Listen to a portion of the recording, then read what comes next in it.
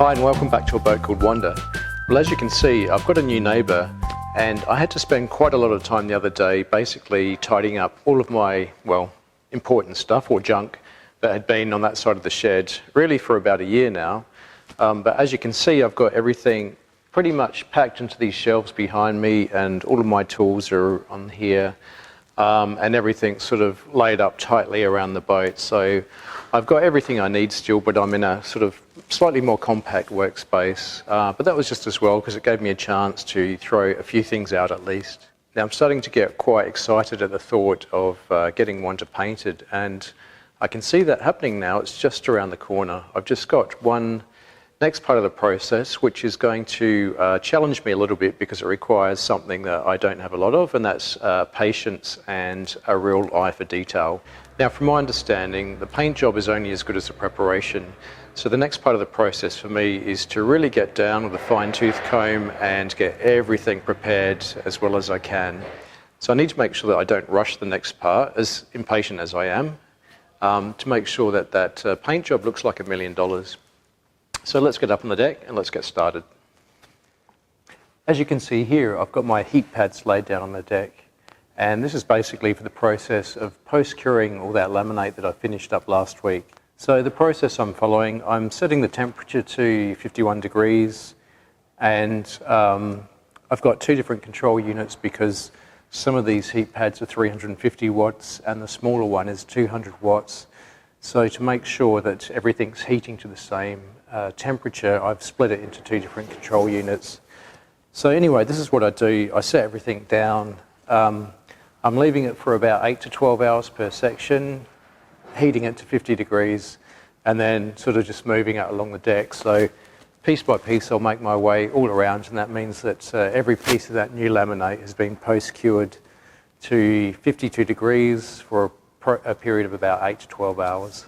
Well, I want to get on and do a little bit more of this tow rail. So the last couple of weeks I put some laminate over the top of this and left it with peel ply.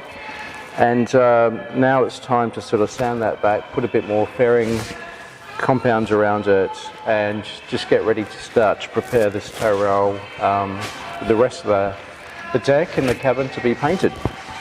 So let's get started.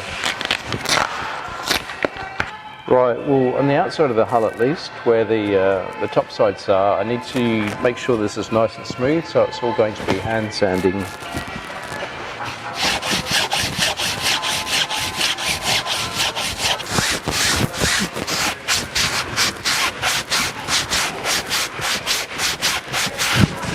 Okay, well, I've done all the preparation for this and sanded it back, washed it acetone, so now I can put some fairing compound on this to try and build up the sides and build up the top so that I can then sand it back because there's still a little bit of a dip in it.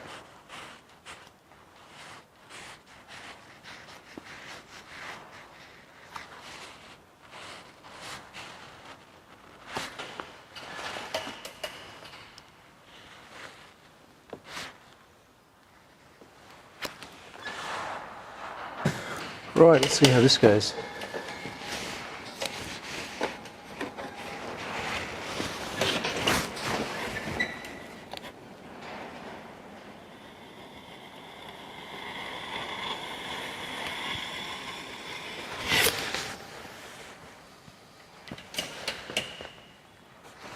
And I'll just take this off.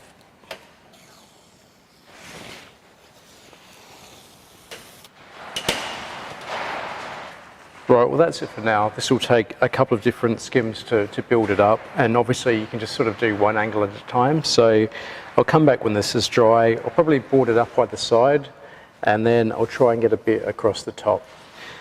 Now this was set yesterday, and it just allowed me to do a top skim this way. So I want to take this off and see how the sides are because they might need a little bit more building up, and then I can sand it back to get this profile, this corner profile.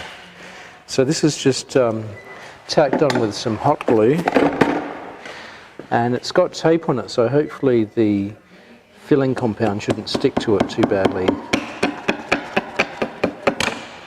There we go.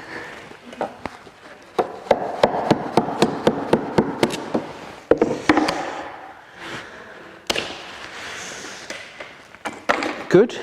Look at that. It's worked out really well. Just get this little bit of glue remains of. There we go.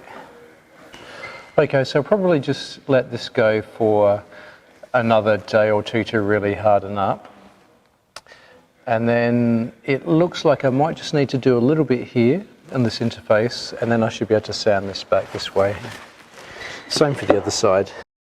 The first thing I need to do here is to go along the toe rail and clean this up. So take off the old tape, sand off any resin that's managed to catch on the sides, clean up these old screw holes, and sand out any little notches or dings to smooth them out, ready for fairing, so that this should end up looking like this, which was what I did yesterday.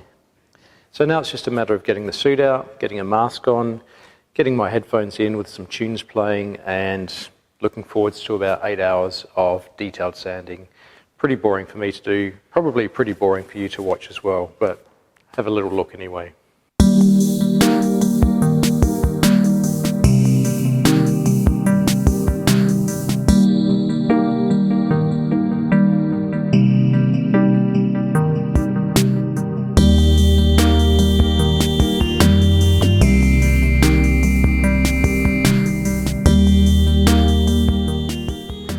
I've taken off these strips that I put on the side that have given me a nice square edge here, so I've got the correct height built back, and I've got the correct widths.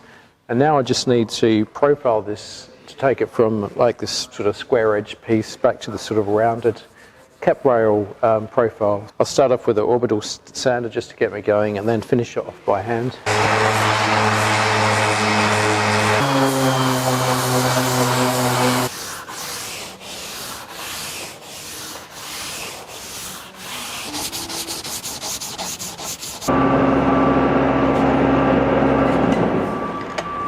Well, basically that's the straightest part of the cap rail of the entire boat. So I've got 3 of these sections in total, 2 more to do, and I'm going to have 3 pieces of the toe rail that are each about this long that are perfectly straight, and the rest of the toe rail is a little bit wonky because, you know, it's not perfect. But yeah, that was a lot easier than I thought. Obviously, like most of this work, a lot of preparation, and then just a little bit at the end to execute it. So just a finishing touch to get this last round part of this rounded sort of edge back. It's as simple as that. It's really, really easy. Working with that 410 microlite filler, it's just so easy to sand and easy to sculpture, and you know, in 5 or 6 minutes I've got this perfectly rounded edge back. Let's have a look. So it's probably quite difficult to see the difference between the original and this new piece here. Basically, I've got a straight edge here, which is about 30 degrees off. So I've just sanded that around. Obviously the top is straight, and then this side has just got this little round corner here. So there we go. Job done. Okay, got a little bit more fairing to do on this toe rail, so I'm just going to work my way around and hopefully get this done before this goes off. So all these screw holes along here have already been filled up once with the 406 colloidal silica, and that's basically giving it its strength, because that's quite a high density solid filler. Because I want to make sure if the next screw, when I put the new cap rail down, accidentally hits this hole, I mean, hopefully they'll be spaced out, but if it does, I want it to have something solid to grip into. So it's already had 406, and this is the 410 microlite, which is just basically to fill up the very top of it, because the 406 tends to sag a little bit, and I've given myself enough room to just get a little bit more in there to make it absolutely flush. So that's what this part is about. And I'm also just filling in any little dings or anything. Well, you can see here right up the very bow of the boat, there's some quite bad stress cracks that run across this way. I'd like to do something about this. So I think I'd like to lay down some laminate using my favourite 1200 GSM quad, and add some pill ply down. And then put some fairing compound over it, give it a good skim, and then sand it so it's finely smooth and even again.